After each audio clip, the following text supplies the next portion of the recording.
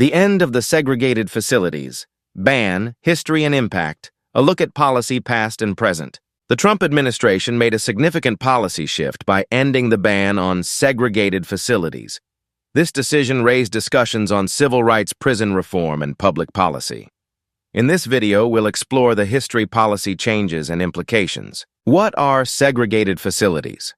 The term refers to prison and detention facilities that house inmates or detainees separately based on factors such as gender identity.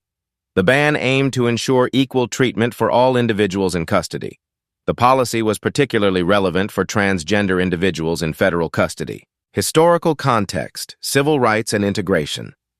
The civil rights movement fought to end segregation in public spaces, including prisons. The 20th century legal battles led to desegregation in education, housing, and incarceration. The ban on segregated facilities was part of broader prison reform efforts. Obama-era policy on inmate housing.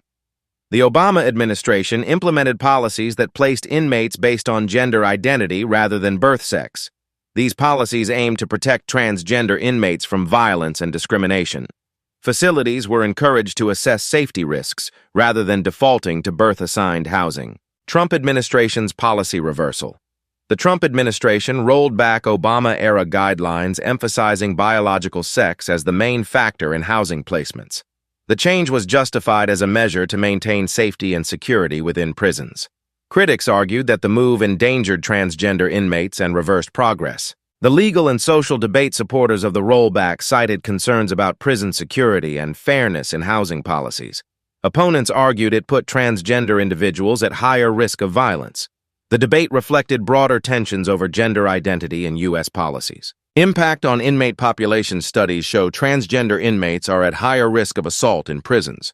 The policy change shifted the burden of proof onto inmates seeking placement based on gender identity. Advocates pushed for legal challenges to restore protections. Broader implications for civil rights.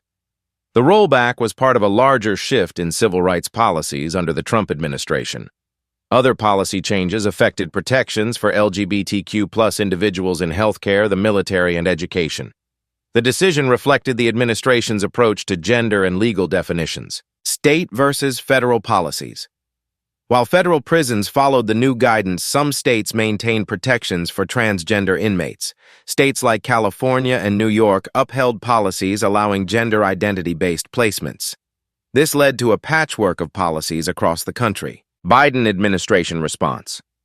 The Biden administration aimed to restore Obama-era protections for transgender inmates. Policy shifts sought to balance safety concerns while ensuring